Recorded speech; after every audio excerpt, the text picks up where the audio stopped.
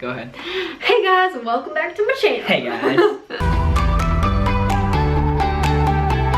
You might also know us as the video that got 1 million views. We got 1 million views. Ah! No, we got 1 million Instagram So if you haven't seen it on Instagram already, a travel couple Instagram link down below. Yeah. Like posted a random video. I guess they got it from my Twitter or something. And they used my Twitter caption. I don't know if I was at work or where I was, but all of a sudden I got a notification and it was like, travel couple posted our video. Okay, so today's video is going to be called Things We Didn't Expect About Engagement. Okay. Is it engagement? Sure. Engagement and wedding planning, whatever. Engagement. So yeah, both of those wedding planning is things. part of the engagement process. Exactly. So 5 things. It might end up being more though. We don't know. We think 5. And then we might have time at the end to answer a few Instagram questions. If you don't follow my Instagram or Josh's, I'll have both of them here on the screen. So the first thing I didn't really expect about, I guess this more so pertains to wedding planning, but even like getting engaged. Right away, I think families and friends are going to kind of like say their opinion and stuff. So if you're out there, they're excited. Yeah, so kind of expect that they are going to, you know, want to be involved with what venue you pick, and they're going to be really involved with just like little things about your wedding. And that can be negative or positive. Of course, it's out of love and all of that, but I guess we didn't really like expect that a lot of people would really have a lot of opinions. So those are going to be thrown at you guys if you're engaged. So what we did expect was that obviously everyone to be excited and celebrate with us and that whole process and everything, and of course we love input, but I think everyone kind of has a little bit different expectation of how they imagined it in their head, especially because we've been together for a while. And like my mom has imagined things a certain way, her mom has imagined things a different way. Well, even like random family members that you'll have, like if you're planning, like random aunts from you should do who knows where. And I we'll think talk about bridal shower stuff. It's all with good intentions. Yeah, it's just funny, and just make sure that you know that that's kind of what's gonna happen. And they do have amazing opinions, and you're gonna want to take their advice. If you're planning on, it's just a little bit of a lot of stuff. Yeah, and if you're planning on getting engaged, expect these things, and don't do what I did and just be like, nope, we're not doing that. Nope, we're not doing that.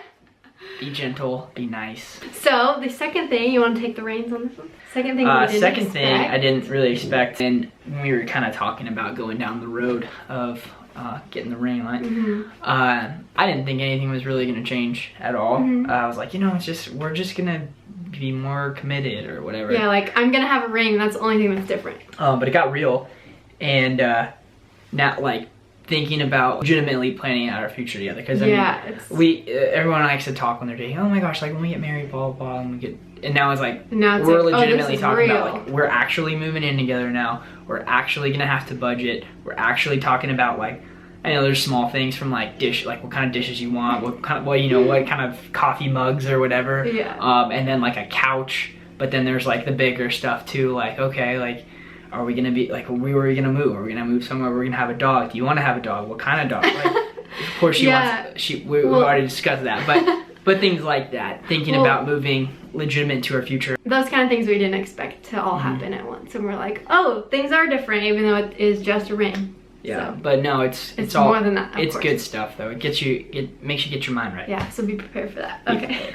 Oh, this kind of I guess goes along with this, but I didn't expect the way that we kind of like feel towards each other to change, but it did in I guess a good way, because I feel like, I mean, we've been dating for 7 years, so in my head I'm like not thinking that emotionally between us things are gonna change for the better.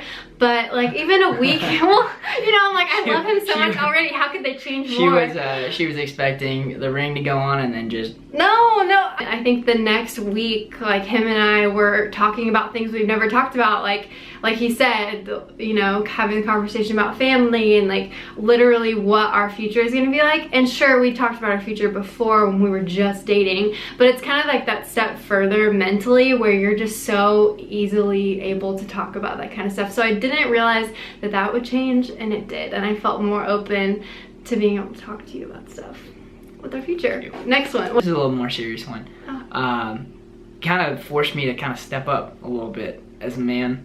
Like I always wanted to, my whole goal was initially like, I'm going to wait till I have a career to propose to Lauren, because I want to be able to provide for her and take care of us financially, because, you know, obviously financial problems is apparently the leading cause of divorce. So I take care of that, and then that's not going to be an issue. And so I did.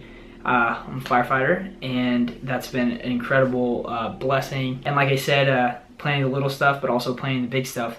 It's motivated me to be in my Bible more, to be more of a man, to be a leader for her. Because like I said, we're stepping up to the big stuff, talking about kids and dogs and whatever. But like, I know that stuff's still way in the future, but it's forced me to kind of step up now. We're not just, you know. So you didn't expect to feel like that? Yeah. I always wanted to, I guess, but this is kind of like big push, because it's like you can't play around, you know. It's not. Look at this. You think I'm gonna? Yeah, that's what we're talking about. So that's something that kind of get a man like it. It kind of was a big kick in the butt, you know. I think that goes to show for other girls too, because I think a lot of girls sometimes want to rush into it, like, I can't wait for him to buy me a ring. But I'm glad that he brought that up, because that's really important to have a guy, but also you be on the same page when it comes to really working hard towards that future. But that's awesome. Wow, I didn't know you were gonna say that. Okay, my next one and the last one would be that people are just gonna randomly ask, like, where's my invite, when you like haven't talked to them in a long time. And it's just gonna happen. I'm sure maybe some of you guys have experienced that already when you're engaged.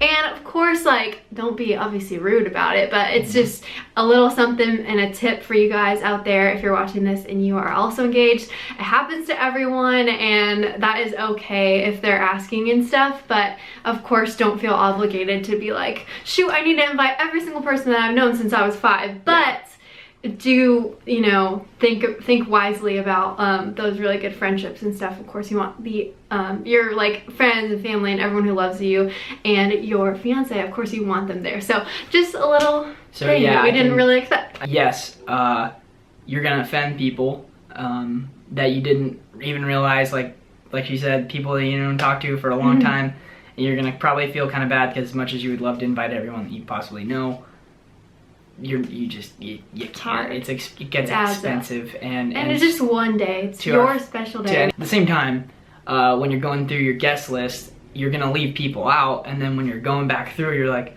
oh my god, I can't believe I didn't have that person written down. Like, it's gonna kind of it's gonna start out maybe bigger and then diminish. Or but the then opposite. Then it's gonna kind of climb back up, and then you're gonna be like, oh shoot, like I can't invite this person without inviting this person. And one last thing I just want to say, just remember this is you and your fiance's day, and continue to make it about you guys, and don't let other people get in the way of that, because this is about your future, your love, and obviously the biggest day of your life. So keep that in mind. Yeah. Let's do rapid fire. We're gonna do Instagram questions really quick. Okay, the first Instagram question is, how do you plan on taking a honeymoon while in school? So first I'll answer, and then you can say about work. What? Okay, go ahead. Okay, so while I'm in school, so we are going at the middle of August / end of August, and it'll work out well with my school, because I don't start till like 2 days after when we get back from a honeymoon. And it also works out because I probably will only have one class, so it's not like too big of a deal. What about you? I have a really lucky job where I work 10 days a month. And I can work overtime shifts, and I can work a lot in the summer and then take the whole month of August off, as I already do right now. Perfect. What was the most expensive part about the wedding? And every venue is different, so for us, I think the venue is going to be the biggest part, because it does have food, drinks, things like that. Yeah, our venue, we got lucky. It's an all-inclusive place, so that's the big chunk, but it can be lots of other things for other people depending on where you go. So how did we determine how many groomsmen and how many bridesmaids we're having? I get this question a lot. I think some people are too nervous and they don't want to be uneven, and honestly I think that's okay. I'd rather have an uneven number than randomly ask someone to be in my bridal party, even though I'm not that close with them. So if you have 4 and he has 5, that's fine, I think. So basically it worked out how we did it, and he has 5 and I have 5, and if it was uneven, then that'd kind of be fine too. You don't want to just throw somebody in just because you want the number to be even on both sides. So that's kind of how we chose, I guess. Absolutely. Got some really good friends, and then obviously his brothers. Kind of worked my out brother perfect, and yeah. his friends. That is it for our little video. I hope you guys liked it, and once again, if you haven't seen our whole proposal video, I'll link it down below too. Yeah. It was an amazing day. I also vlogged that day too, so that was fun. Go check out that Instagram post that tagged us. It's kind of cool. We got 1 million views. Never seen anything like that. Also, shout out to the comment section, which is hilarious. Yeah. So, you know, people aren't joking. Like, if you go like viral, which honestly it's not like that insane. Not viral, but if that happens, like, you're gonna get hate, which is funny. Haters, and shout out to the haters. Kind of hurt a little. No, I don't care. No, but it was funny. They think we're like the ultimate country couple, which I'm they're like. And with that, let's end with the yeehaw. Yeehaw. See y'all later. Bye.